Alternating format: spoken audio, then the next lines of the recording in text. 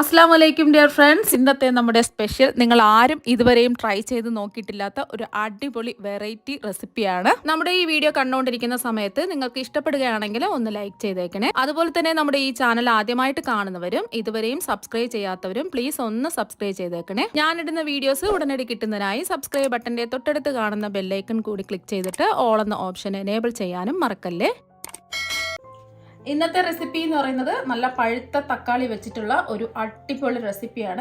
അതിന് വേണ്ടിയിട്ട് ഞാനിവിടെ 3 വലിയ തക്കാളി എടുത്തിട്ടുണ്ട്. നല്ല പഴുത്ത തക്കാളി വേണം എടുക്കാനായിട്ട്. തക്കാളി നല്ലതുപോലെ ഒന്ന് കഴുകി എടുത്തതിന് ശേഷം ഇതിന്റെ മുകൾ ഭാഗം ഒന്ന് കട്ട് ചെയ്തിട്ട് ചെറിയ ചെറിയ കഷ്ണങ്ങളായിട്ട് ഒന്ന് കട്ട് ചെയ്തെടുക്കാം. ഈ ഒരു രീതിക്ക് വേണം കട്ട് ചെയ്തെടുക്കാനായിട്ട്. തീരെ പൊടിയായിട്ട് കട്ട് ചെയ്യേണ്ട, ഈ ഒരു വലുപ്പത്തിൽ കട്ട് ചെയ്തെടുക്കാം. ഇനി നമ്മൾ കട്ട് ചെയ്തെടുത്ത തക്കാളി ഒരു മിക്സിയുടെ ജാറിലേക്ക് ഇട്ട് കൊടുക്കാം. ഇനി നമ്മൾ ഇതൊന്ന് അടിച്ചെടുക്കാം. നല്ല പേസ്റ്റ് പരുവത്തിന് ഇതൊന്ന് അടിച്ചെടുക്കാം.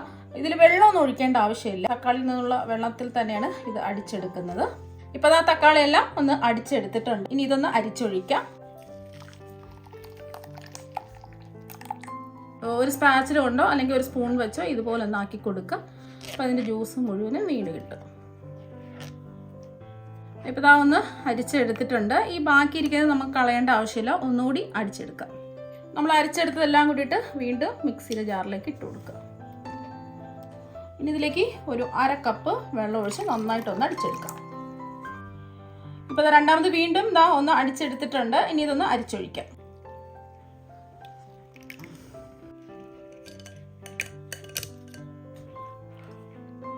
രണ്ടാമത് അടിച്ചപ്പോൾ അതെല്ലാം ഇതാ അരിപ്പി കൂടെ അതെല്ലാം അരിച്ചെടുത്തിട്ടുണ്ട്. പൊട്ടുന്നതിൻ്റെ തരിയോ ഒന്നും തന്നെ ഇല്ല. ഇനി നമ്മൾ അടിച്ചെടുത്ത തക്കാളിയുടെ ജ്യൂസ് ഒന്ന് നമുക്ക് അളന്ന് നോക്കണം. എന്നാൽ മാത്രമേ ബാക്കിയെല്ലാ ഇൻഗ്രീഡിയൻസും അളവിന് നമുക്ക് എടുക്കാൻ പറ്റുള്ളൂ. ഇപ്പോൾ 250 ml കപ്പിന് 1 കപ്പ് തക്കാളി ജ്യൂസ് ഇതാ ഒഴിച്ചു കൊടുക്കുകയാണേ. ഇനി ബാക്കിയുള്ളത് എത്രയെന്ന് അളന്ന് നോക്കാം.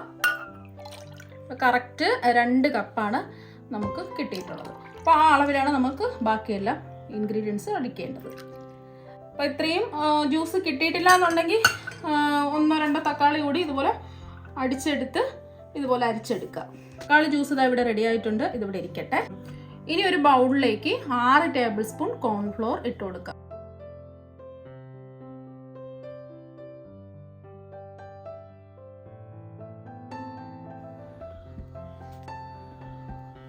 ഇപ്പോൾ കോൺഫ്ലോറിന് പകരം നിങ്ങൾക്ക് വേണമെന്നുണ്ടെങ്കിൽ അരിപ്പൊടി എടുക്കാം. അരിപ്പൊടി ആകുമ്പോൾ കുറച്ച് സമയം നമുക്ക് എടുക്കേണ്ടി വരും. കോൺഫ്ലോർ ആകുമ്പോൾ പെട്ടെന്ന് തന്നെ നമുക്ക് റെഡിയാക്കി എടുക്കാൻ പറ്റും. അപ്പോൾ അതുകൊണ്ടാണ് ഞാൻ കോൺഫ്ലോർ എടുത്തിട്ടുള്ളത്. അപ്പോൾ 6 ടേബിൾ സ്പൂൺ കോൺഫ്ലോർ അതായിട്ട് കൊടുത്തു. ഇനി കോൺഫ്ലോർ നമുക്ക് ഇതൊന്ന് കലക്കിയെടുക്കണം. അപ്പോൾ അതിന് വേണ്ടിയിട്ട് ഞാനിപ്പോൾ എടുത്തിട്ടുള്ളത് തേങ്ങാപ്പാലാണ്. നല്ല കട്ടിയുള്ള തേങ്ങാപ്പാലാണ് എടുത്തിട്ടുള്ളത്. ഇതിന് പകരം നിങ്ങൾക്ക് സാധാരണ പച്ചവെള്ളവും എടുക്കാവുന്നതാണ്. തേങ്ങാപ്പാലും കൂടെ ചേർക്കുമ്പോൾ ഒരു പ്രത്യേക ടേസ്റ്റ് ആയിരിക്കും. അപ്പോൾ ഇതിന് പകരം നിങ്ങൾക്ക് പാല് വേണമെങ്കിലും ചേർത്ത് കൊടുക്കാം. എനിക്ക് കുറച്ചും കൂടെ ടേസ്റ്റ് തോന്നിയിട്ടുള്ളത് തേങ്ങാപ്പാലിൽ ചെയ്തിട്ടെടുക്കുമ്പോഴാണ്. അപ്പോൾ വേറെ കുറച്ച് ഒരുപാടൊന്നും വേണ്ട, കുറച്ച് തേങ്ങാപ്പാൽ മതിയാവും. അപ്പം ഞാൻ 250 ml കപ്പിന് 1 കപ്പ് ചിരകിയ തേങ്ങയിലേക്ക് 1/2 കപ്പ് 250 ml കപ്പിന് 1/2 കപ്പ് വെള്ളം ഒഴിച്ച് ഒരു 30 സെക്കൻഡ് ഹൈ സ്പീഡിലിട്ട് അടിച്ചെടുത്തതിന് ശേഷം അരിച്ചെടുത്തിട്ടുള്ള നല്ല കുറുകിയ തേങ്ങാപ്പാലാണ് എടുത്തിട്ടുള്ളത്.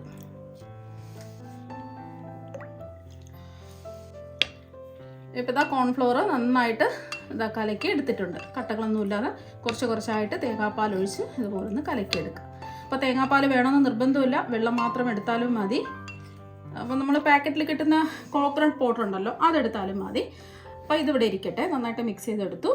ഇനി നമ്മൾ അരിച്ച് അളന്നെടുത്ത് വെച്ചിരിക്കുന്ന ടൊമാറ്റോയുടെ ജ്യൂസ് ഒരു പാനിലേക്ക് ഒഴിച്ചു കൊടുക്കുക. അപ്പോൾ നല്ല കളറുള്ള തക്കാളി നോക്കി വേണം എടുക്കാനായിട്ട്. അപ്പോൾ നല്ല റെഡ് കളറിൽ നമുക്കിത് കിട്ടും. അപ്പോൾ ഞാൻ എടുത്തിട്ടുള്ള തക്കാളി നല്ല റെഡ് കളറിലായത് കൊണ്ടാണ് ഇതുപോലെ നല്ല റെഡ് കളറിൽ കിട്ടിയിട്ടുള്ളത്. ഇനി മധുരത്തിന് വേണ്ടിയിട്ട് നമ്മൾ ചേർത്ത് കൊടുക്കുന്നത് ശർക്കര പൊടിച്ചെടുത്താണ്. 1/2 കപ്പാണ് ചേർത്ത് കൊടുക്കുന്നത്. അതുപോലെ തന്നെ ശർക്കര എടുക്കുന്ന സമയത്ത് കല്ലുമണ്ണ് ഒക്കെ ഉള്ള ശർക്കര ഉണ്ടാവും. 2 ടേബിൾ സ്പൂൺ വെള്ളത്തിൽ ഒന്ന് ഉരുക്കി അരിച്ച് വേണം ഇതിലേക്ക് ഒഴിച്ചു കൊടുക്കാൻ. ഞാൻ ഇതിലേക്ക് മധുരത്തിന് വേണ്ടിയിട്ട് ഒരു 2 ടേബിൾ സ്പൂൺ പഞ്ചസാര കൂടി ചേർക്കുന്നുണ്ട്. ആ ശർക്കരയുടെ ഒരു കുത്തലൊക്കെ ഒന്ന് മാറി കിട്ടുന്നതിന് വേണ്ടിയിട്ടാണ്. നിങ്ങൾക്ക് ഇത് ഫുള്ളായിട്ട് ശർക്കരയിൽ വേണമെന്നുണ്ടെങ്കിൽ ചെയ്തിട്ടെടുക്കാം. 1/2 കപ്പ് ശർക്കര, അതിൻ്റെ കൂടെ 2 ടേബിൾ സ്പൂൺ ശർക്കര കൂടി ചേർത്ത് കൊടുക്കുകയാണെന്നുണ്ടെങ്കിൽ കറക്റ്റ് പാകത്തിലുള്ള മധുരമായി കിട്ടും. അല്ലാതെ നമ്മൾ പഞ്ചസാര മാത്രമാണെന്നുണ്ടെങ്കിൽ 1/2 കപ്പ് പഞ്ചസാരയും പ്ലസ് 2 ടേബിൾ സ്പൂണും കൂടി ചേർത്ത് കൊടുക്കുക. അത്യാവശ്യം നല്ല മധുരം ഉണ്ടാവും. ഇനി മധുരമൊക്കെ ഒന്ന് ബാലൻസ് ചെയ്യാൻ വേണ്ടിയിട്ട് ഒരു നുള്ളു ഉപ്പ് ചേർത്ത് കൊടുക്കാം. ഒരു നുള്ളു ഉപ്പ് മാത്രമേ ചേർത്ത് കൊടുക്കാവൂ, ഒരുപാട് ഉപ്പ് ചേർത്ത് കൊടുക്കരുത്. ഒന്ന് ഇളക്കി കൊടുക്കാം. നല്ലതുപോലെ ഒന്ന് തിളച്ച് വരട്ടെ. ഇപ്പം നമ്മൾ ചേർത്ത് കൊടുത്തിട്ടുള്ള മധുരം എന്ന് പറയുന്നത് അത്യാവശ്യം നോർമൽ മധുരമാണ്. നല്ല മധുരമൊക്കെ വേണമെന്നുണ്ടെങ്കിൽ 1-2 ടേബിൾ സ്പൂൺ ശർക്കരയോ അല്ലെങ്കിൽ പഞ്ചസാരയോ കൂടി ചേർത്ത് കൊടുക്കുക. ശർക്കരയും കൂടി ചേർത്ത് കൊടുത്തപ്പോൾ നല്ലൊരു കളറായിട്ട് മാറിയിട്ടുണ്ട്.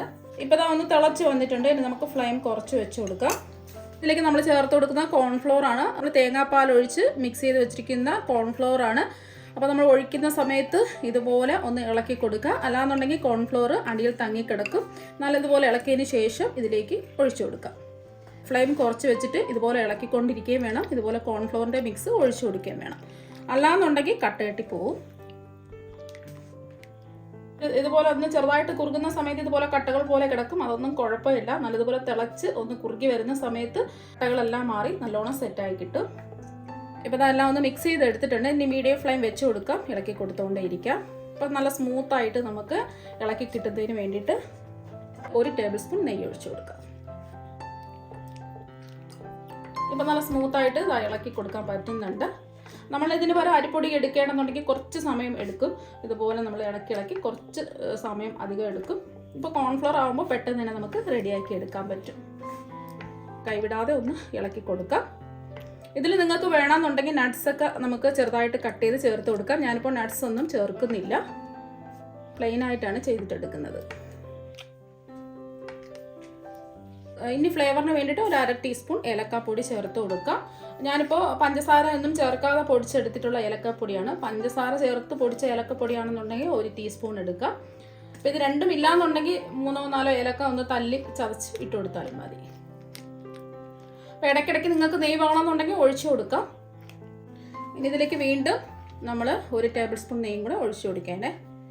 എന്നിട്ട് നന്നായിട്ട് ഒന്ന് ഇളക്കി കൊടുത്തുകൊണ്ടേ ഇരിക്കുക. നെയ്യ് കുറവാണെന്നുണ്ടെങ്കിൽ 1 ടേബിൾ സ്പൂൺ നെയ്യും 1 ടേബിൾ സ്പൂൺ വെളിച്ചെണ്ണയും കൂടി ചേർത്ത് കൊടുത്താലും മതി. അപ്പോൾ വെളിച്ചെണ്ണ മാത്രമായിട്ട് ചേർക്കണ്ട, നെയ്യും വെളിച്ചെണ്ണയും കൂടെ ചേർത്ത് കൊടുക്കാം. ആയിട്ടില്ല, കുറച്ച് സമയം കൂടി നമുക്കൊന്ന് ഇളക്കി കൊടുക്കാം. മീഡിയം ഫ്ലെയിം വെച്ച് കൊടുക്കാം. വിടാതെ തന്നെ ഇളക്കി കൊടുത്തോണ്ടേ ഇരിക്കാം. ഇതാ ഇപ്പോൾ പാനിൽ നിന്നൊക്കെ വിട്ട് വരുന്നുണ്ട്. ഈ ഒരു സമയം കുറച്ച് നെയ്യും കൂടി ചേർത്ത് കൊടുക്കാം. നമ്മളിത് തക്കാളി ആയതുകൊണ്ട് നെയ്യിലിട്ട് നമ്മൾ ഇതുപോലെ കുറുക്കി എടുക്കുമ്പോഴാണ് ആ ഒരു പ്രത്യേക ടേസ്റ്റ് കിട്ടുന്നത്. 1 ടീസ്പൂൺ നെയ്യാണ് ചേർത്ത് കൊടുക്കുന്നത്. ഇതിന് പകരം 1 ടേബിൾ സ്പൂൺ നെയ്യ് വേണമെന്നുണ്ടെങ്കിൽ ചേർത്ത് കൊടുക്കാം. വീണ്ടും ഒരു 2 മിനിറ്റ് ഇളക്കി കൊടുക്കാം. പെട്ടെന്ന് തന്നെ റെഡിയായി കിട്ടും. 10 മിനിറ്റ് പോലും വേണ്ട. വീണ്ടും ഒരു 2 മിനിറ്റ് ഇളക്കി കൊടുത്തിട്ടുണ്ട്. ഇപ്പം കണ്ടില്ലേ, പാനിൽ നിന്ന് നല്ലതുപോലെ അത് വിട്ട് വന്നിട്ടുണ്ട്. അങ്ങ് ബോൾ പോലെ ഉരുണ്ടൊന്നും വരേണ്ട ആവശ്യമില്ല. ഇതുപോലെ പാനിൽ നിന്ന് നമ്മൾ പിടിച്ച് നോക്കുമ്പോൾ ഇതുപോലെ വിട്ട് വരും. ഈ ഒരു സമയം നമുക്ക് ഫ്ലെയിം ഓഫ് ആക്കാം. ഇതാണ് കറക്റ്റ് പാകം. ഇപ്പം ഞാൻ സെറ്റ് ചെയ്യാൻ പോകുന്നത് ഇതുപോലത്തെ ഒരു ഗ്ലാസിൻ്റെ ഒരു പാത്രത്തിലാണ്. അപ്പം ഞാൻ നെയ്യൊക്കെ തടവി വെച്ചിട്ടുണ്ട്. അപ്പോൾ ആദ്യമേ ഇതൊക്കെ ചെയ്തിട്ട് വെക്കാം. അപ്പോൾ ഗ്ലാസിൻ്റെ ഇതുപോലത്തെ പാത്രം വേണമെന്ന് നിർബന്ധമൊന്നുമില്ല. നമ്മൾ ചോറ് കഴിക്കുന്ന പാത്രം ആയാലും മതി. ഏത് പാത്രം ആയാലും ആദ്യമേ നെയ്യൊക്കെ തടവി വെക്കുക. വേണമെന്നുണ്ടെങ്കിൽ ഡെക്കറേഷന് വേണ്ടിയിട്ട് നെയ്യ് തടവിയതിന് ശേഷം കുറച്ച് എള്ളോ പിന്നെ നട്ട്സോ ഒക്കെ ഇട്ട് കൊടുക്കാം. ഞാനിപ്പോൾ അതൊന്നും ചേർക്കുന്നില്ല. വെറും പ്ലെയിൻ ആയിട്ടാണ് ചെയ്തിട്ടെടുക്കുന്നത്. പിന്നെ നമ്മൾ ആ ചൂടോടുകൂടി തന്നെ നെയ്യ് തടവിയ പാത്രത്തിലേക്ക് അങ്ങ് ഒഴിച്ചു കൊടുക്കാം. ഇതുപോലെ ഒന്ന് ലെവൽ ചെയ്യാം. ഇനി ഒരു നെയ്യ് തടവിയ സ്പാച്ചിൽ വെച്ചിട്ടോ അല്ലെങ്കിൽ സ്പൂൺ വെച്ചിട്ടോ ഒന്ന് ലെവൽ ചെയ്ത് കൊടുക്കുക. പെട്ടെന്ന് തന്നെ ചെയ്തിട്ട് എടുക്കുക, അല്ലാന്നുണ്ടെങ്കിൽ ഇത് സെറ്റായി പോവും. അപ്പോൾ അതൊന്ന് ലെവൽ ചെയ്ത് എടുത്തിട്ടുണ്ട്. ഇപ്പം നല്ല ചൂടല്ലേ, ഇതിൻ്റെ ചൂട് നല്ലതുപോലെ ഒന്ന് മാറട്ടെ. ഇപ്പം ഇതിൻ്റെ ചൂടൊക്കെ നല്ലോണം മാറിയിട്ടുണ്ട്. ഇതിൻ്റെ സൈഡ് ഒന്ന് പിടിച്ച് കൊടുത്തതിന് ശേഷം ഒരു പാത്രത്തിലേക്ക് ഡീമോൾഡ് ചെയ്യാം.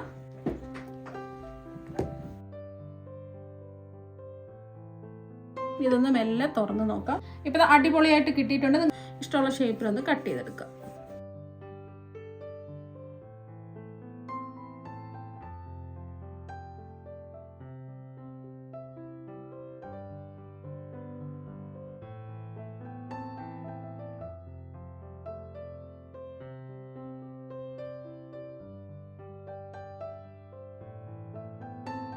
ഇപ്പം കണ്ടില്ലേ, നല്ല സോഫ്റ്റ് ആയിട്ട് ഇരിപ്പുണ്ട്.